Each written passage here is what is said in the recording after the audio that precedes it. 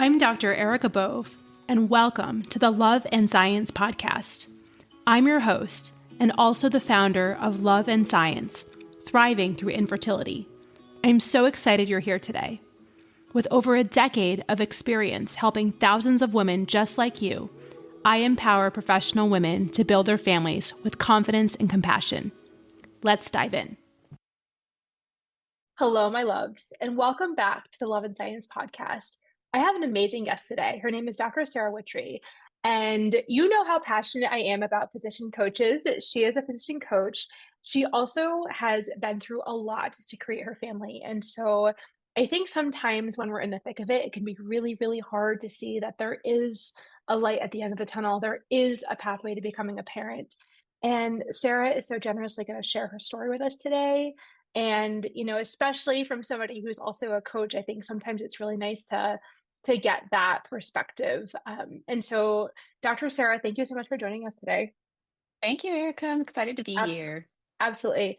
And so, by way of introduction, though, I do want to, give you some accolades here. So, for the Hive, Dr. Sarah Wittry is a hospice palliative physician and a certified mind-body coach dedicated to empowering women physicians. As a mother of four, she balances a rich family life with her passions for yoga, books, travel, and engaging in deep conversations over good coffee. Amen to that, sister. All the good stuff.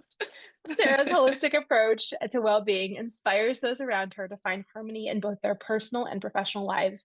She specializes in stress resilience, emotional regulation, and nervous system regulation. So, if you've been following me for a while now, you know that I am all about those things. So, we are so happy to have you, and I'd love to dive in.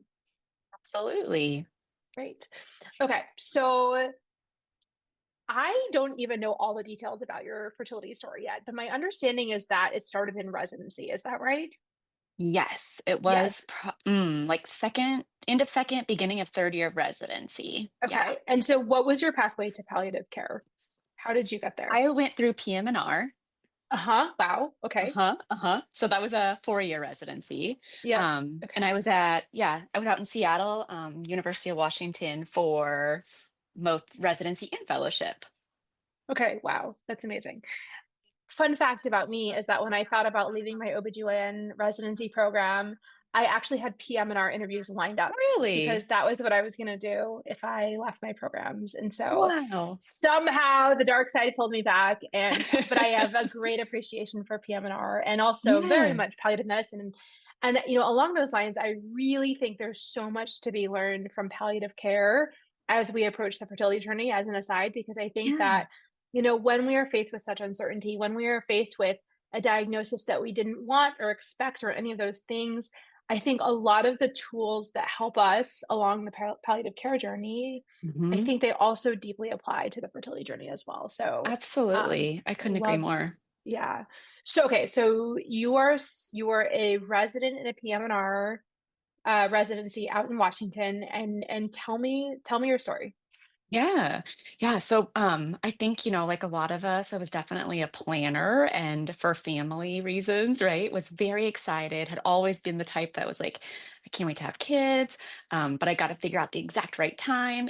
So I felt like my husband and I were waiting up into the literally like the month that we were gonna like stop birth control and start the journey and all of that, and just figuring out when it was going to be out of my really heavy inpatient time and so it was like between that time and it was just I think like so many people, right? Like no one expects infertility.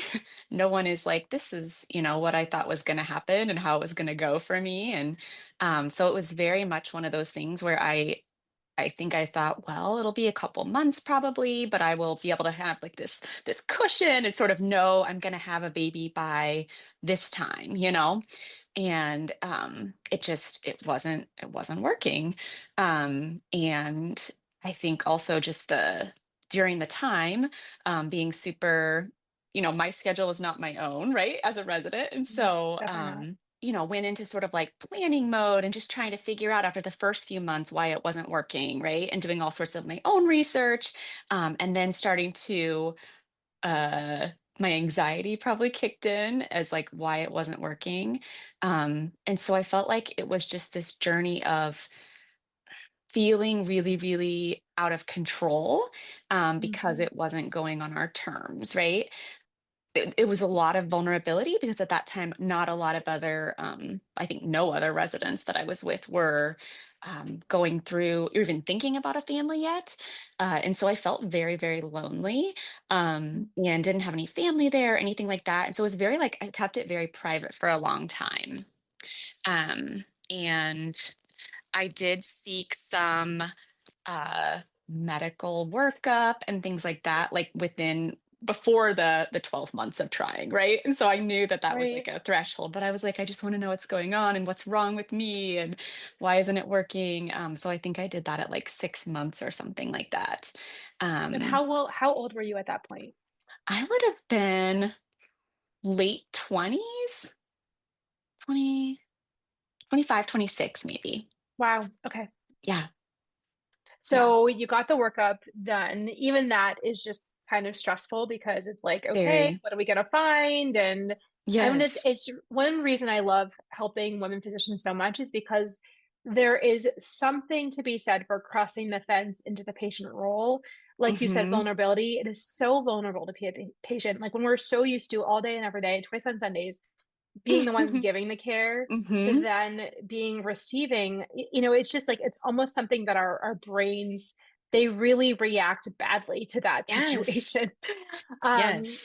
Being poked and prodded and waiting for results, and I'm not Uh-huh. saying we should never be patients, that's not it, but for some reason the way that we're trained, it sort of beats into us that we're like these inhuman beings, that we Mhm. don't have needs and we never get sick. And if we do, we work through. And like Yeah, infertility just doesn't play by those rules. It just it doesn't. really doesn't. It really doesn't. And I No, can remember no. like expecting, since I said I had a hard time like sharing with, my colleagues and things about it. I felt very like ashamed, I think.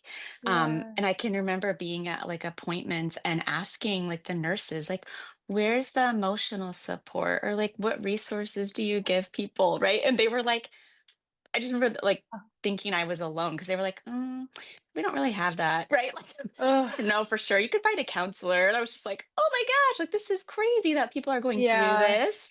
And, there's just there wasn't a lot of No, support or just stuff that was no. built in. It's very much a medical model. Like, here's these labs, here's this ultrasound. Sorry, it didn't work, And it was just, yeah, I remember being shocked by that because I guess I just assumed there was going to be like all sorts of extra support and just tons of people like holding you while you're going through this period. Yeah. Right. And so you're like, okay, well, here we go. We're going to keep on working through without the support, which is really hard. Yeah. Yeah, yeah, absolutely. Yeah. So then, okay, so you got through the diagnostic phase, and then what happened? hmm So they didn't really, I mean, they found like a little bit of a variant version of PCOS, and they suggested doing like IUI. And I think I did a few of the, ultrasounds and maybe even like the medication. And then I just remember kind of panicking and saying it wasn't going to work. And that was because, to be honest, like I think emotionally, right? I was just a wreck. And Right. then just like my stress was so high at that point that, the schedule that they were wanting me to come in for appointments and things like that, I was like, that's not gonna work. Like, it's so hard for me to get Mm-mm. here this one time. I can't come again tomorrow. And I just remember like, Mm. yeah, having a lot of times where I was in tears and just like kind of calling it early almost, right? Because I was like, it's not, this stage of my life is not conducive to this kind of intensity of need for visits. Totally. Um, and I also think, like, looking back, it was just a lot of fear, like fear that I was going to put all that in and it wasn't going to work. So, yeah, I kind of withdrew from that. My husband and I just decided it wasn't the right time to pursue Mm. that, and I we started looking into like different ways of adoption at that point, which I know, like looking back, it's like, gosh, that was really early, right? It wasn't even a full year, but I think it was such a strong expectation, right, that we were going to be parents, and it was almost like this like panic, like, okay, well, if it's not this, then how else and how do we do it? And we had been a couple that had actually talked about adoption, like, when we first were dating, honestly. And Right, so right, it right. was just going to be on our terms, right? It was going to be like, we have a couple of kids, then we adopt a kid or two. And so it Right, was very exactly. much, yeah, like life was just not cooperating with our plans. But we did ultimately become foster parents in Washington. And that was like a 9-month process, I believe. So I said it's like very similar to Right. a Yeah, pregnancy. you're like, well, I don't have time for infertility treatments, but I think I'm just gonna sign myself up for the adoption process. Yeah, yeah, yeah. Go to all these classes on weekends, right? And that was just, yeah, it was a whole nother thing. But we did go through that process and like learned a ton and got really um I guess it led us to be pretty big advocates of, foster care and learn about so much of like attachment trauma and just early childhood trauma. Stuff that I guess I Yeah. wasn't totally, I knew about, but just very, very surface level, right? Yeah. Yes. Okay, so you got into foster care, and then hmm what?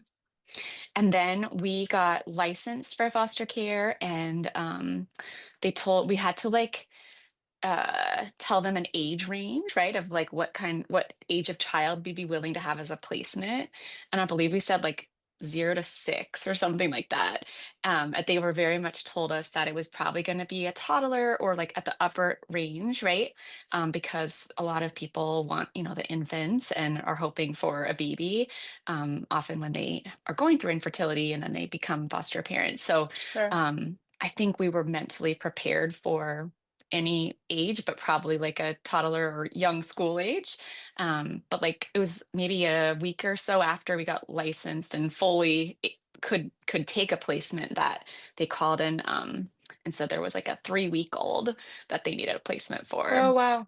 Uh-huh. So that was a shock. So we went from like nothing, right? No parenting things or we didn't have any baby stuff or anything like that, right? To having to decide, Wow. having like 24 hours to decide, and then being like, okay, let's get a crib, let's get all this stuff. And then little guy joined us shortly after. And yeah, it was like fast forward, like super fast forward into parenthood, right? Yeah. In a way. Wow. Wow, wow, Yeah. wow. Yeah. And Yeah. you were still resident at this point. Yes. Third-year Okay. resident. Okay. Wow. So then how long, I mean, tell me the story about that kiddo. So you Yeah. fostered him and Yeah. then what happened? So he actually, we didn't have like parental visits. Like with foster care, the goal is always to reunify the kiddo Yeah. with biologic family, even if it's not parents, if it's like an aunt or a cousin or a grandparent. We unfortunately his parents were not able to like kind of be able to meet the requirements of the state, we'll say. And so his case was more expedited than a lot of foster kids. So like the termination of parental rights and all that occurred like before age 1. And so we were able to have him and have the official like adoption when he was about 13 months old. Um, Wow. and now he is 9 years old. Oh my gosh. I So that was your know. your initial pathway to parenthood was your first kiddo through foster care and then adoption. And also very Yes. quickly because you were just like, Yes. okay, we have a 3-week-old now. Exactly. Yeah, Wow. it Wow. was wild. It was That wild. must have been a wild ride. And I'm so glad that Yes. you have him, that's Yes. amazing. No, Yeah. he's a wonderful, wonderful kid. Yeah. Yeah. So tell me then what happened? So Yeah. at what point did you say, okay, like he is fantastic. We have so much love to give. Let's build our family. Right, right. So I mean, I think we felt plenty busy, right? Like having an infant and my husband was getting his PhD, I was in residency. So we were like, we had enough stuff to do. But we really just were not, actively trying to conceive, but also like not leaving it out of the possibility, like I wasn't on birth control, Sure. anything like that. And actually, when Asher was just before his first birthday or so, um, we I like missed period, and I really wasn't even like tracking it or anything. And then I just remember like it was. so far out of the realm. Like I remember my husband saying something and I was like, no, I don't think that could be possible, right? Like he was like, well, Mhm. you haven't had it for a long time. And I was like, but it doesn't work. Like, we're struggling in that area, right? Right, Like it's right, no. right. Like you put yourselves in the category, like we're infertile. So Yeah, no. Yeah, yeah, yeah, yeah. totally, totally. And so then, yeah, I ended up finally taking a pregnancy test and then being pregnant. So we had our son, our second son was born about, I'm not sure, it was about 19 months. And that was really, yeah, a shock, definite shock. Right, right. Also kind Hmm. of that mind, like you think your body is one way, and then it's Hmm. like that sort of re-coming to, like I'm talking about the nervous system and Yeah. emotional regulation, like all the feelings to work through with that. Hmm. Obviously Hmm. a part of you feels joyful, but then a Yes, part of you probably feels like blindsided and unprepared. And, totally, like totally. again, in the beginning you said you wanted this on your terms. Like this doesn't sound like, Yes. No. It's sounds been like the like the opposite of entire, that. yes, yes, the entire journey has been like very much an exercise in h- helping me understand how much I want to have control and how little control I actually have. That's a And great so point, my it's, friend. Yeah. yeah, like it being open to, it's like a lesson I learn again and again and again, right? That I need to like just try to let go and be open or be receptive to like what is. Oh, but isn't that the hardest thing? Oh, and It's we so could talk hard. about this particular thing for hours. I mean, how do we go from being, these sort of type A, which has is two sides of that coin, Hmm. right? Like these type A, Hmm. high achieving, successful people who are Hmm. paid to prevent disasters. I mean, that is like Hmm. what we're paid to do in our doctor role, is like think Hmm. steps ahead and like anticipate all the bad things. Yeah.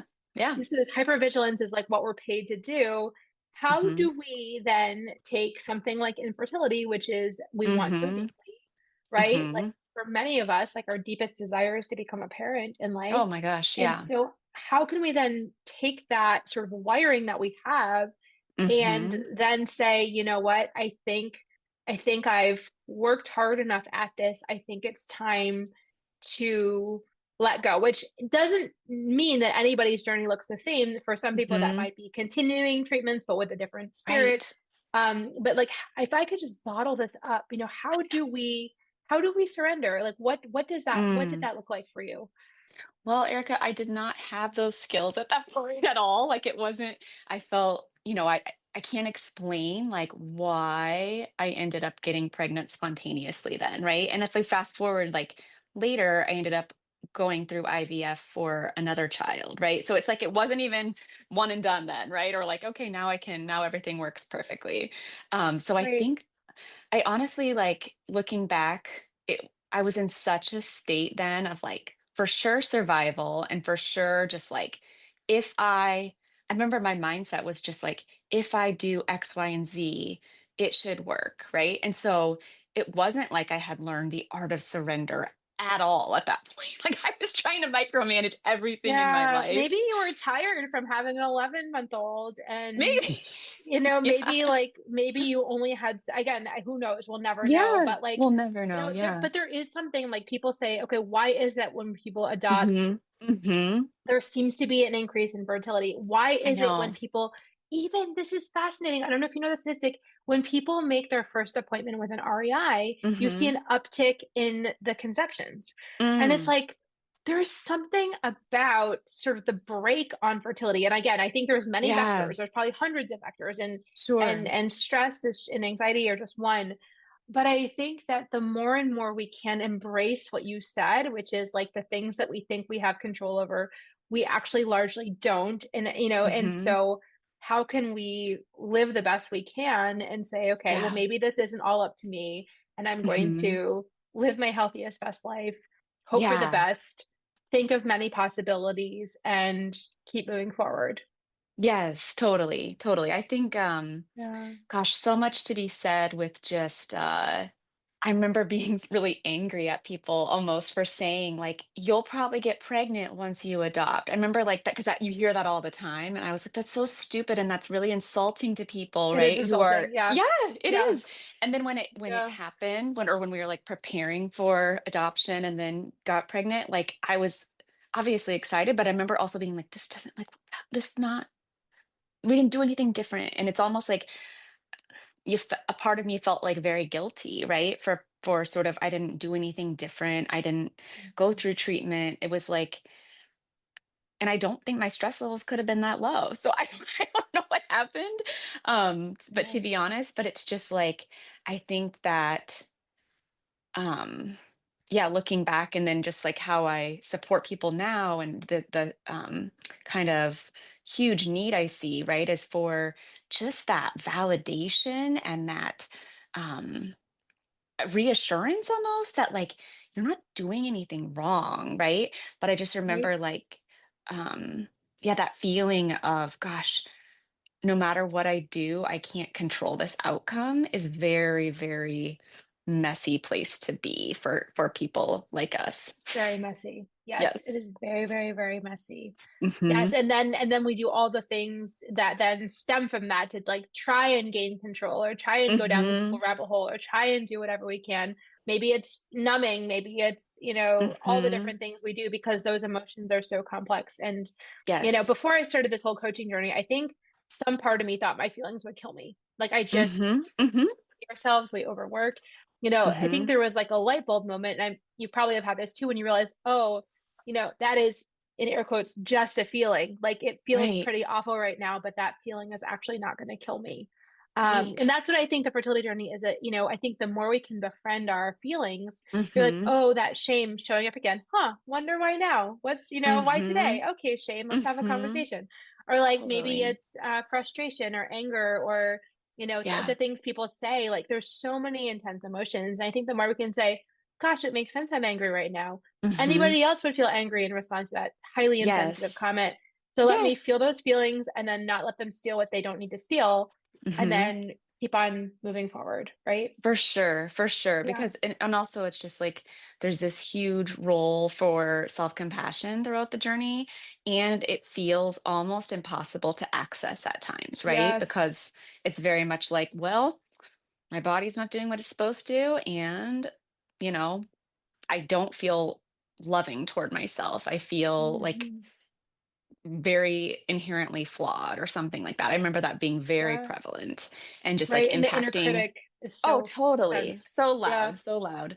And then just how Yeah. it trickles into like your relationships and like I mean I'm really thankful that there's a lot more conversation, but I still think it's shrouded, right? It's like a thing where people Yeah. just when they're going through it, they feel like it's hard to share different parts and it's hard to share especially if it's like a prolonged journey. I think it's just like people don't know how to receive support. I think women physicians struggle a lot to receive the support when there's no like Mhm. guarantee of an outcome and there's no like end date. There's no arriving to a certain point. Totally, totally. And this is also what I've learned is that when we are sort of in the giving of Hmm. care, of gifts, of time, of advice, it's the giver who has the control, right? And Hmm. so if we think about when we are the receiver, it's a much more vulnerable state. And the way that the universe works is that it's this constant flow of giving and receiving. The more we Hmm. give, the more we then can receive, but we need to be open to it. And so Yeah. that's another thing that I help a lot of people understand is that this does not mean that you're weak. This does not mean that you just couldn't cut it on your own.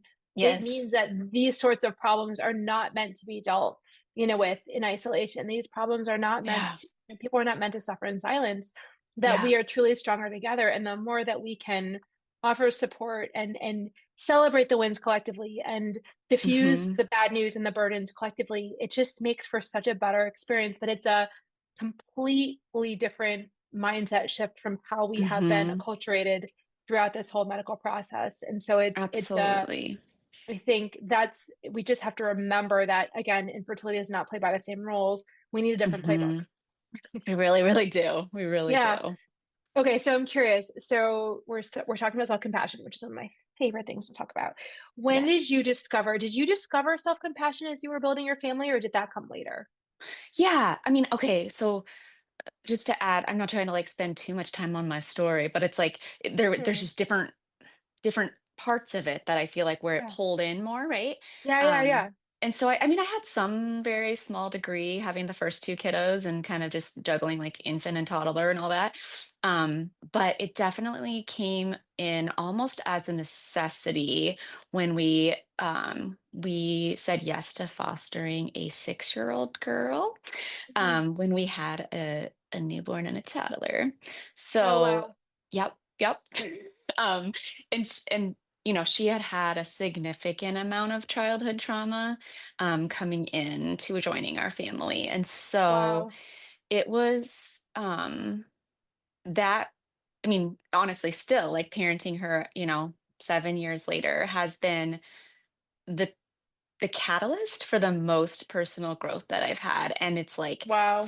self-compassion became like basically like a life support for me, right? Because I very quickly learned like the parenting her is not going to be the same as parenting these, kiddos from birth. And Mhm. just so much complexity and brought up all sorts of stuff in me that was stuff I didn't really want to look at, you know what I mean? Like it was stuff that I had suppressed or I had, I don't know, not had to deal with.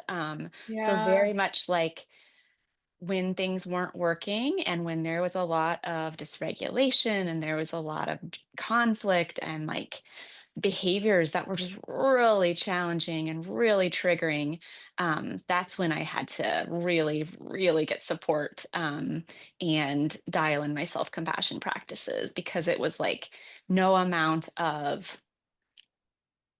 structure or like a perfect parenting formula or anything is going to make Mhm. this just all of a sudden be better or Right. easier. Like it was like you Wow. got the only way out and not even out, but like the only way to like some True. peace Yeah. or truth is like Yeah. through it. Yeah. And so it Yeah. was like, oh my gosh, it really led me to needing to like get on a whole different level of being able to understand my emotions, to be able to give myself like that deep, deep compassion, honor like the grief of the process, the grief Mm. of, what almost like what you envision your family to be and then what it is. And it's on to be honest and vulnerable, like it still is a practice that um I have to go through each day because, that Mm. those deep, deep wounds from that early period of life and how that manifests in um, a family unit is like, I think it's ongoing, lifelong work.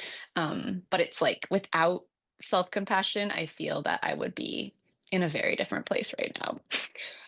Wow. That is so powerful. And thank you so much for sharing. And I think that I'm imagining the dynamics and I'm imagining, in my own parenting journey, I've found that like neurodiversity, for instance, has been my Hmm. greatest teacher. I resonate a lot with what you're saying, just in terms of how we do need to look at ourselves. We do need to look at, oh, it shouldn't be this way. Oh, that's Hmm. interesting. The Hmm. universe is like, oh, Hmm. interesting you think that thought. I know, Because I this is how know, it is. And I I know. think that a lot of the things that I try to tell my clients and my patients as I'm trying to help them to parenthood, right? Is that Hmm. parenthood is not an end in itself. It's a beginning, and Yeah, fertility is just the access point. So if we can learn self-compassion along the way, totally. guess what? Then that will be something Hmm. that we can give ourselves as we're parenting, but then also pass on to the next generation. And Absolutely. it's That's beautiful. it is a daily practice of Mhm. grounding and coming home to ourselves. And what struck me as you were talking about your journey is that you really did need to learn how to reparent yourself. The little Sarah Uh-huh. in there who had Uh-huh. those wounds that were unresolved. I mean, you didn't have to do that. You could have stayed mired in old patterns or Mhm. chosen really destructive habits to avoid that pain, but you chose the courageous, authentic way, which was to really look at it and say, okay, what do I have to learn here? How do I need to change? What supports do I need? How can I show up for myself and her and these other Mhm. kids whose Mhm. world has been rocked, and your Right. husband? Like I see it. And it's so powerful because I think there's no there, right? We talk about that, Mhm. and everything that we do in coaching, there's no waste because it Mhm. always manifests in a different way. So thank you very much for sharing that. I 1000%. think that Yeah. makes so much sense. Yeah. Okay, No. so go ahead. Oh, I don't know if it was anything else. I think it was just sort of like part of my journey and my like, working on my own stuff and healing has been really to not focus as much on like comparative suffering, if that makes sense. So part of me still feels guilty, right, that I was able to have a baby when some people are never able to get pregnant, right? Um, Mhm. and I know that other parts of my story are the the challenges that I've had, right? And the things that are yeah, really just like continually teaching me. So in other words, like trying to compare like my life and my parenting journey to other people's and be like, well, it's not as bad as them, or this is, and even now, right? I compare, sometimes I still compare like other parenting of adopted kids and kind of like, well, these behaviors are not as bad or these are worse or and it's just it really doesn't serve me or doesn't serve us well to do that. But I Mhm. guess it's just also like compassion, and that makes sense why you're doing that is because it's like you just want you just I think at the end of the day we all just want to know like our emotional experience of what's happening, like what the reality is, right? Is it matters and it's like it's valid. And I think that's like something that just is so hard in the infertility journey is that it can feel so hard to just not compare. Um Mhm. and it's I have yeah. a saying, I say the 11th commandment should be thou shalt not compare. Yes, yes, totally. But it is so true. I mean, it is so true that like we need to focus on our own experience. And one question that comes up for me sometimes, and I share this with my group, is like, am I doing it right? Am I doing it right? Like, I think Mm, we want some mhm. like external validation that we are Yeah. doing it like right. And I think as long as we're doing it authentically and courageously Mhm. and in alignment with our values, like then that is the answer, right? It's like not like Yeah. there's this one way, one path, one formula Mhm. to this arrival place. It's like, Mhm. am I living each day in alignment with my Mhm. values? Am I showing up with love? Like those are the more powerful questions, I think, when that, Mhm. you know, self-doubt voice comes in and tries to tell us to compare or Mhm. start using those like data-driven metrics. For Yeah. sure, for sure. I definitely Yeah. think that's true. Okay, so I now need to know, you said you went through IVF. So Yeah. tell me that process because you're like, you know what? I think, our family's not yet complete. I think let's do this. Tell One me a little more. bit Yep. about that. Yeah, one more. Yeah. Yeah. So it was like after training, and we had moved from Washington to Ohio and started like our careers, our big kid jobs, all those. And Yeah, really yeah. like, I guess getting used to family life. And I think that like for a lot of different reasons, we thought that we wanted one more to complete the family. And so it was like a re-traumatization though to go through that process because it was again, part of me was like, well, hopefully it'll just be easy, right? Hopefully it'll just be like when I want it to be again, right? And it Right. wasn't. It wasn't. And so I guess it would be like some form of secondary infertility. Mhm. And we were in a different place. And so because we were pretty confident that we wanted to have one more and we are financially and logistically more able to pursue fertility treatments. We just did it quicker. And I also feel like I was just in a different place emotionally, right? To be able to kind of access that and navigate through some of that. And so we did kind of skip through anything waiting or IUI or any other like method and just jumped into IVF. And, so that was like a lot to process in terms of Mhm. emotionally going through that is like, again, this shouldn't be happening, right? Again, the kind of like resisting like what is, but also being grateful that we had, the chance to do that. We were able to afford it, and it was a smooth experience for us, thankfully, to be able to go through. And obviously, I think there's still a lot there. And again, I was like kind of disappointed by like the paucity of resources for like the emotional aspects of it again, like in our traditional system, right? And I think again, like even going through it and kind of knowing all the things and having kids and stuff, it's just I feel like it would be nice for people to have more support going through it. Um, because again, you're just even as like a physician and as a person that kind of knows all the ins and outs, it's like you're still a human, right? And it's still like very scary and uncertain, and there's a lot happening to your body. And um, yeah, I think just when you're in it, there needs to be more. There needs to be more help. There needs to Um, be more. There needs to be yes, more. Yeah, yes, absolutely. And that's yes. what I do at Love and Science is, provide that safe, supportive community. And some people are there for the groups, and that's what we're there Mm-hmm. for. Some people want the one-on-one coaching as well. And Mm-hmm. there's different ways to Yeah. structure it. But I think my goal is that every single person who works with me will get the support that they deserve and that Mm-hmm. we bridge each other. It's not just me, it's the whole community. We bridge each other to parenthood. And Yeah. we keep in touch. And it's really a beautiful thing. It is challenging because I think sometimes it's like, wait, she joined after I did and it's working out for her, but I'm still Totally. here. And we navigate all Totally. of that. But I think that the number one prerequisite is that we have a safe, supportive community Mm-hmm. that we that really, again, that comparison, we just say, everyone Mm-hmm. builds their family in the time that is that little soul who's meant to be yours. Sometimes it takes Mm-hmm. longer, sometimes it takes less time. We don't understand exactly why, but every Right. single person has that desire in their heart for a reason, and we bridge each other to Yes. parenthood together. That's beautiful. So What an yeah. And amazing how mission. yeah, no, it's so, and I wish you had had the support that Me you too. Me needed. I too. really wish you had Me had that too. support. And I think that's also helpful for you to say to other people, we now live in a time where there is that support. And so Yes. go get yourself that support, whether it's like a therapist Absolutely. or me as a coach, or maybe it's a support group. I mean, there's such a variety. Like it really is so different depending Totally. on which clinic you're in or whatever. But get the Totally. support that you need and deserve because I personally think it shortens the timeline of treatment because Yeah. our whole nervous system is different and it just Mm-hmm. feels better. And then the people who graduate then have a whole new set of tools that Yeah. improve their marriages, improve their work boundaries, improve their parenting Oh, yeah. and all of Yeah. life. So that's No, that's 100. yeah. I would say, like, without a shadow of a doubt, right? If you're going through it, if you're early, if you're in the middle of it, if you're, years into it, like, and you don't have support because you feel like you like Yeah. can do it yourself, like, no, no, like it will feel so much better and you'll feel so much just, yeah, like love and Yeah.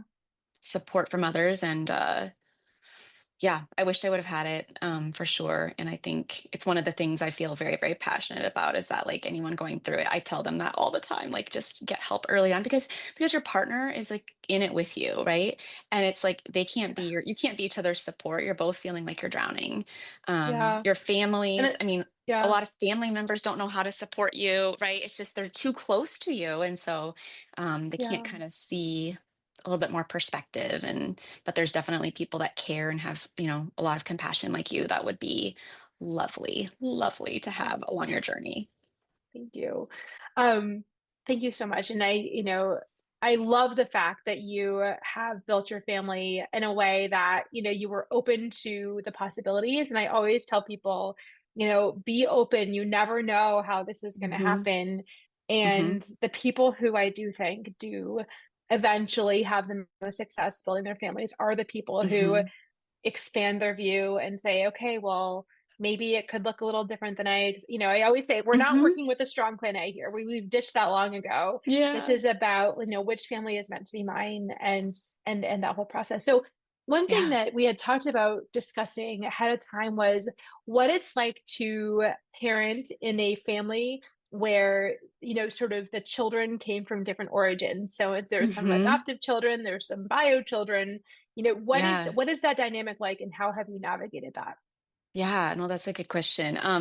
It's like I think it's just always evolving, but I think one of the main tenets that we've had and kind of held on to is just that, just like every child has different needs, right? It's just like a different level. Like, it's like, and it's always just been a part of our conversation. So, adoption and just how families come together and how they look differently and all the diversity that can be part of that has always, from like day one, we've just been normalizing it, right?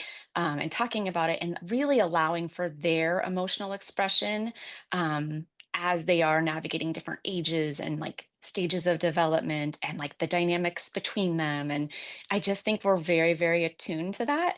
And then another big thing that we have, learned a lot from some professionals and some, really great like trauma informed therapists is just all about like how we parent with using like brain-based behaviors, right? And really like normalizing that for the kids who see, let's say, like our oldest has probably the most behavioral issues, right? And just really normalizing kind of that not being all of her, but rather like a part of her brain getting hijacked, right? And going into like, we call it like watchdog mode or possum mode or things like that. And it's really just a way for kids Mm, to be able to understand like why someone is behaving in a certain way and how that affects the family dynamic. And then, normalizing like so it's not shaming, right?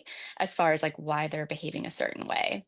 And I think that when we use that with all of our kids, right, then they are all like very equipped in that language. And it's not as like traumatic for them. And I think it's helped them a lot just understand other kids better, like at school and in their, environments and everything. They don't think of it as like, oh, this is a bad kid, or there's just like, oh, their watchdog brain is really strong, right? And so it's just like it's so cool. some of that, a lot of like emotional, teaching, I think has been really, really instrumental for them and for us, and really to like normalize it for us as well, right? Like when we get stressed, when we get Mm, angry, like having that with a cycle of like rupture, repair, and how that's normal in relationships. And it's like that's how we show consistency and love over time is like that we just have that and we are able to come back together. So those are like some basic principles of what we're trying to do, I but it's mean, that hard. was a master class in and of itself, Sarah. I mean, just how lucky is your family to be getting this education from such an early age? And, I think about emotional intelligence and how important that is to navigate the world. And that's why people come to you as a coach and why people come to me sometimes is Yeah. to build that muscle. And I think when Hmm. I mean, first of all, to create this culture takes accountability. So we have to like keep Hmm. working on ourselves in Yes. that regard and like noticing our own brains when they do interesting things. Hmm. Hmm. But then I think just like having that as such a value, I think just emanates, from your family into the whole community. And it's so very beautiful. So thank you for sharing that. That's amazing. I Absolutely. think it's also, like you said, like, families don't look just one way, and families are created in many different ways. And to embrace that diversity and to say, like, it Hmm. doesn't have to be, there's no like definition of like, this is the ideal family, or this is how families are made, or Hmm. whatever. Like, there's so many pathways and so much richness. And I think Hmm. the more we can embrace that, I think the better off we all will be. Yeah, Yeah. absolutely. Yeah. Absolutely. And just being open to it, right? And just like, not that you're signing up for anything, but just like expanding your horizon a little bit and your perspective of like how families are built, I think can be really another Yes. exercise in like releasing some of the control of like what it's supposed to be. Yeah, and like what is parenthood even? Like, like Hmm. is it necessary that the DNA is ours? Is it not? Hmm. Like, you Hmm. know, I think we come in with all these stories that need some, you know, untangling, right? And so Yeah. that's what I love to do, especially when people are at Yeah. crossroads in their journeys, is to say, okay, well, like, what is your deepest why here? And Hmm. what are the stories? What are the limiting beliefs?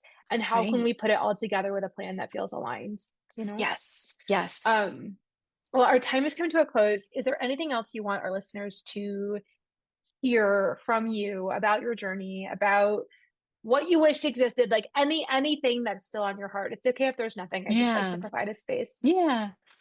Um, gosh, I mean, I think we've talked about a lot of it, but I would Yeah. say like to reiterate, the truest thing and the like the most valuable thing is, I believe, it sounds really like cliche, but like taking care of yourself and not just in theory, but like in practice, right?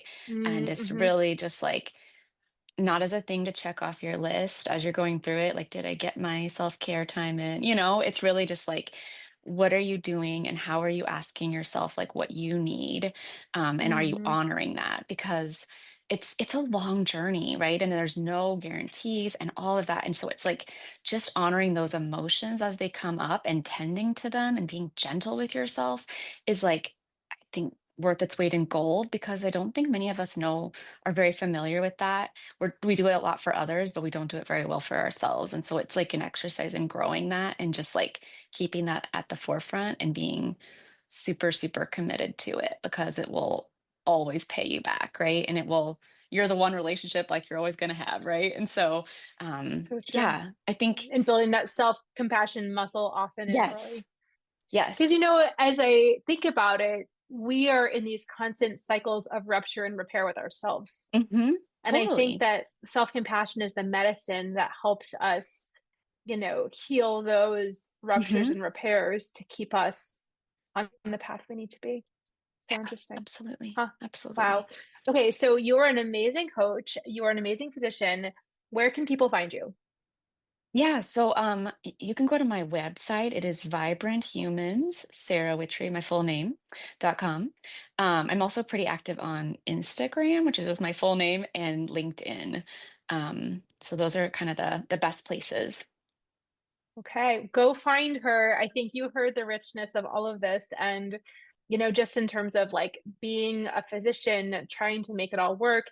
I have some lawyers, engineers. I don't mean to just focus on physicians, our high achieving professional women who are listening to this podcast. Yeah. Go find her, go follow her on Instagram now, stat, as we say in medicine, and you will not regret it. And thank you, Sarah, for sharing your journey so generously.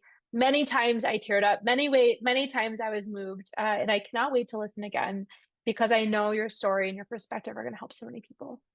Thank you so much, Erica. It was really nice to talk with you. Absolutely. Until the next time, and goodbye, my loves. See you soon. Thank you for listening to the Love and Science podcast. I'm so glad you joined us today. If you found this conversation valuable, if you could please rate, review, and share this podcast with your trusted people, it would mean so much to me. If you want more tools to help you navigate the fertility journey, please book a discovery call with me today. The link is in the show notes.